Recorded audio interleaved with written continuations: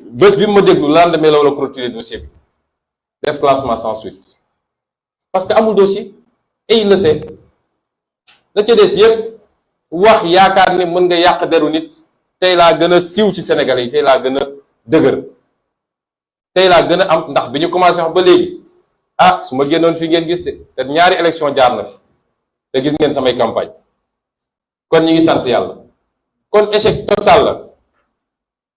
dégg naa nag ñu wax ci lu bëri nee nañu dama doon menacer juge bi man menacé wu ma juge bi de juge bi dama ko wax li ma ko wax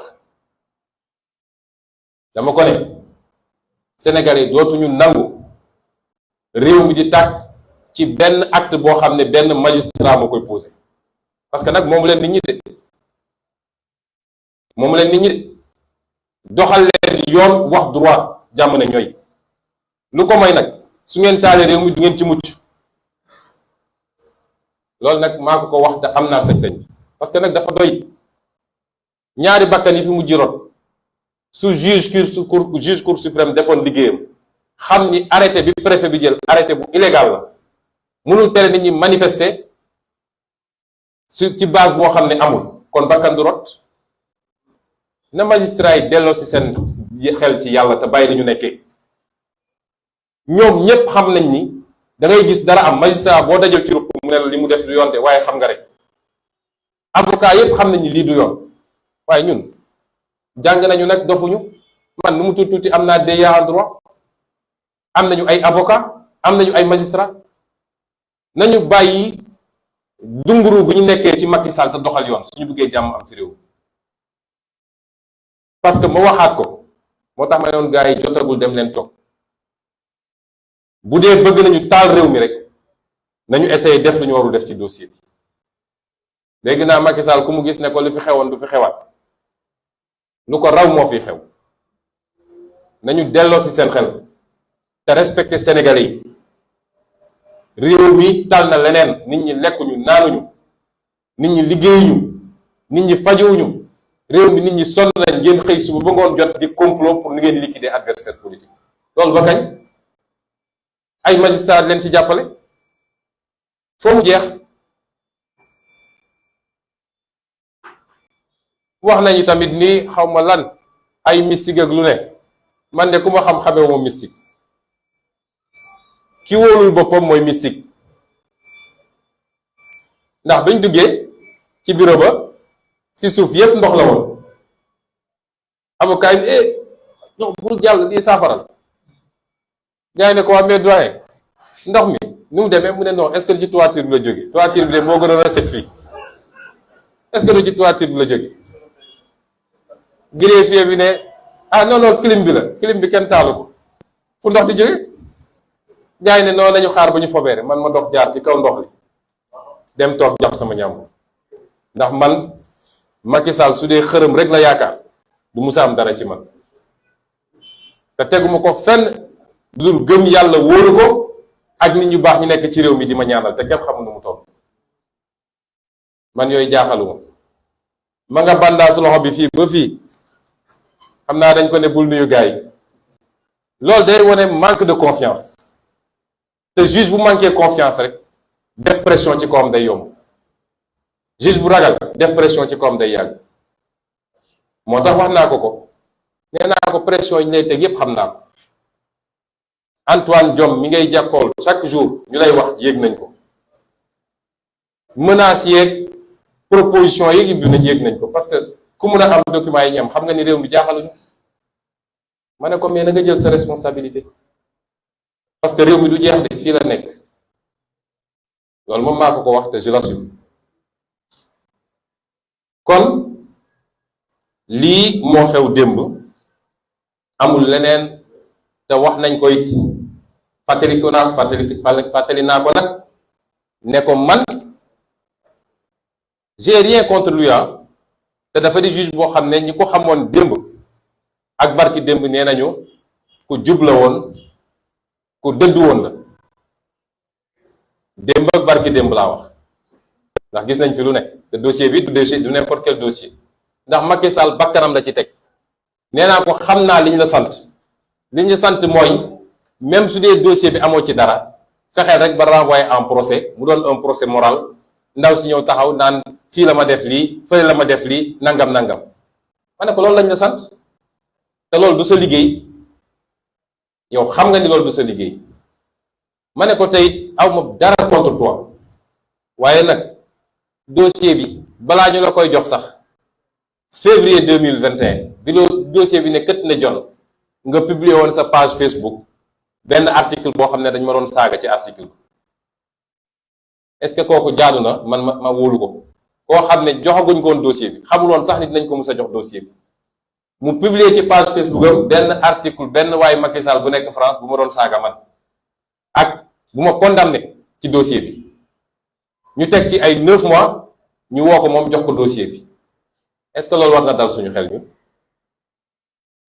ci Sénégal la ñu ne ma ne ko sa digganteeg ñoom xam naa ko ndax xaritu Aïssata Tall Sall la ba tuddee ko doom te Aïssata Tall Sall moom bi affaire bi amee moo fi génne woon force occulte moom Aïssata Tall Sall ñoom ñaar duñu réeroo xaritu Abdoulaye Daouda Diallo la bugguma dugg ci ay affaire nett ku bandum sax waaye li xew yépp xam nañ ko ma ne ko mënuñu laa wóolu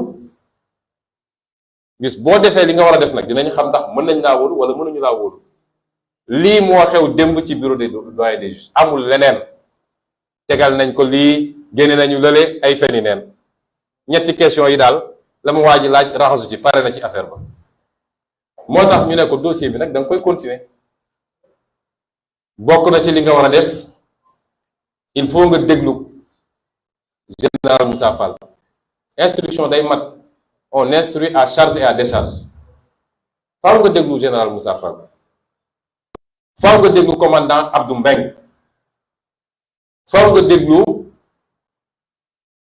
ki ñuy wax MC Niass ndax dafa taxaw publiquement ne moom am na ci ay firnde yu leer nañ te génne na benn audio bu ñëpp gis faaw nga woo ko déglu ko ndax booy instruire li tubaab naan lépp lu nga xam ne mun na contribuer à la manifestation de la vérité lépp li nga xam ne mun na génne ay firnde da nga ko war a xool ñu ne ko toog da nga ko war a déglu da nga war a déglu Mamadou Mamour Diallo nga xam ne mooy bàyyi mbir mi da nga war a déglu maître Gabi Sow ak maître Dior Diagne da nga war a déglu surtout également le capitaine Touré lii boo ko deful defoo instruction foo mu matal xam nga ñële jeexal nañ ki ñëw jiiñ amul benn témoignage à charge contre man benn juge bi interrogé lu mat 10 témoins xanaa ña fa nekkandoog moom ay patron am ñi mu doon liggéeyandool ñépp témoignage à décharge ñépp dañ maa setal benn témoignage à charge amul ñun ñu am ay témoignages à charge contre eux yu bëri moo tax ma ne ko il faut nga déglu ñi ndax boo leen dégluwul defoo instruction jarul paraxee jarul tëb foo nga déglu leen kon mbokk yi lii la ñu bëggoon leeral ci Sénégalais yi parce que dossier bii du dossier judiciaire dossier politique la moo tax bi mu dooree ba léegi dañ ko traité politiquement suñu respect ci institution judiciaire mu nga yem ci suñu woowee ñu dem uyu leen waaye seen doxalin musul dal suñu xel bi ñu nekkee ci politique ba léegi justice dafa mus a dal suñu kaw te musuñoo plainte ba justice traité ko musul am kon ñooñu mënuñu leen wóolu lii daal moo am démb amul leneen lu ci yokk moo wax ko sénégalais yi ñu dégg parce que ñoom ñooy véritable justice ci affaire bi te àtte woon nañ ko ba noppi démb tey doog a ñëw kon je vais résumer en quelques mots ce que je viens de dire en français. J'ai commencé mon allocution en langue nationale par ce qui s'est passé hier à propos de ma sécurité rapprochée. Le procureur de la République de Mbour et les forces de défense et de sécurité ont profité lâchement, parce que c'est une attitude très lâche ce qu'ils ont fait, de mon audition auprès du doyen des juges, ou par le doyen des juges, pour procéder à l'arrestation de 6 membres de ma sécurité. Et ce, sans remise de convocation à ma connaissance. J'ai entendu dire que, par certains, je ne l'ai pas vérifié, que les convocations ont été remises au moment de l'arrestation. Ce qui n'est pas vérifié apparemment. Sans remise de convocation, alors qu'on n'est pas en face d'une situation de flagrant délit. C'est du kidnapping, c'est pas une arrestation, c'est lâche et c'est indigne. C'est une énième provocation pour essayer de déclencher des réactions de la part de notre parti et de la jeunesse sénégalaise. C'est pourquoi nous demandons à tout le monde de rester encore calme. Parce que cela participe d'un projet beaucoup plus vaste, concocté au plus haut sommet de l'État, piloté par le ministère de l'Intérieur. Le nom de code de ce projet, je ne sais pas si je serai fidèle en langue française, c'est que toute chèvre acculée finira par mordre. La stratégie est très claire, c'est de provocation en provocation, tout faire pour nous pousser à réagir et en profiter pour créer des dossiers judiciaires. Puisque le régime en place, Macky Sall en premier, sait pertinemment que son complot a raté. Que ce n'est pas avec ce dossier fantoche de viol et de menace de mort qu'il va régler ce dossier. Vous savez, le doyen des juges, tel que je l'ai vu, lui-même ne croit tellement pas à ce dossier qu'il ne m'a posé aucune question sur les menaces de mort. Rappelez-vous que je suis poursuivi pour viol et menaces de mort. Aucune question sur les menaces de mort. Parce qu'il sait que c'est ridicule, c'est fantaisiste. Moi qui débarquerai je ne sais où comme Lucky Luke avec une artillerie pour menacer, il n'a posé aucune question sur cela. Donc Macky Sall sait que ce dossier est morné, qu'il est vide, qu'il ne correspond à absolument rien, à part essayer de jeter l'opprobre sur ma personne en nous déplaçant sur le terrain vulgaire de mœurs. Mais cela n'a pas payé. Parce que plus ils en inventent, plus je gagne en popularité auprès du peuple sénégalais. Et les 2 élections qu'on vient de vivre en attestent suffisamment. Puisque nous avons quasiment la mine. Ceci pour vous dire que ce qui s'est passé hier entre dans ce cadre. C'est d'essayer de créer des dossiers dans ce dossier, puisque ce dossier est vide. Je vous rappelle qu'en mars 2021, plusieurs procédures avaient été ouvertes contre ma personne. Attroupement non autorisé, trouble à l'ordre public, menace sur les institutions, appel à insurrection. Parce que c'était la stratégie, c'était de partir d'un dossier, mais d'en ouvrir une panoplie en se disant qu'il y aura forcément un dossier qui va passer. Et qui va nous permettre, ne serait-ce qu'une condamnation avec sursis, pour l'empêcher d'être candidat en 2024. Eh bien, je dis à M. Macky Sall qu'il perd son temps, lui et sa justice. Ceux qui ont été arrêtés sont les membres les plus rapprochés de ma sécurité rapprochée. C'est ceux qui ne me quittent quasiment jamais, quelle que soit la situation.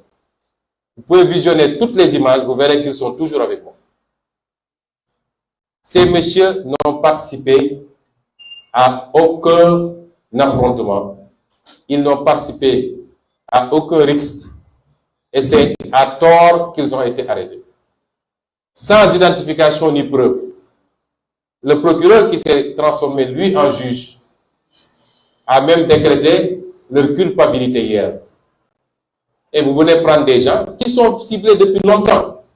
Limousine, Momo, Petit Lamine, Boy, Diaw, tout le monde sait que depuis longtemps, ils sont ciblés. Ils sont sur les tablettes des forces de défense et de sécurité. Ils sont surveillés, ils sont filés du matin au soir. Nous le savons tous. Et ils ont profité de ça pour venir les cueillir, les mettre dans une pièce, appeler les plaignants pour dire, dites que c'est eux. Dites que vous les avez identifiés. Ils n'ont participé à absolument rien. Et ce qui s'est passé à Kiki relève de la légitime défense. Parce que nous avons été une énième fois attaqués. Vous savez, nous, on fait une tournée pour aller à la rencontre des populations. Nous n'allons agresser personne. Et nous avons fait des dizaines et des dizaines de villages dans le département de Mbour. C'était l'avant-dernier village de notre tournée. L'avant-dernier village. On n'a jamais eu de problème. Jamais. Et là-bas, c'était planifié par une dame qui se trouve être de l'APR et travaille à la présidence de la République, qui a planifié une attaque en règle, et nous n'accepterons jamais de nous laisser taper dessus, de nous laisser jeter des cailloux sans réagir. Mais le plus gros de la réaction, je vais vous le dire, c'est les militants de la localité. Ce n'était pas ma sécurité, parce que ma sécurité était autour de moi. Quand il y a des problèmes, la sécurité fait bloc autour de ma personne. Et moi-même, de là où j'étais, je n'entendais les bruits que de très loin. Ce qui fait qu'on a poursuivi tranquillement les discussions que nous entretenions avec les populations. C'est à la fin qu'on m'a rapporté ce qui se passait de l'autre côté. Et beaucoup de membres de cette sécurité-là étaient autour de moi. Ils n'étaient pas mêlés à ça. Je rappelle que nous avons plus de militants que dans cette zone, comme presque partout au Sénégal maintenant. Parce que nous avons gagné Tchiki largement lors de ces élections législatives. Nous avons gagné toute la commune de Diass. Et partout où nous allons, c'est d'abord nos militants et nos jeunes qui viennent nous accueillir et qui font bouclier. Et je veux rassurer Macky Sall et Antoine Diome qu'ils ne pourront jamais décimer ma sécurité. Ma sécurité, c'est pas seulement ce que vous voyez là. Et vous voyez que je suis bien encadré.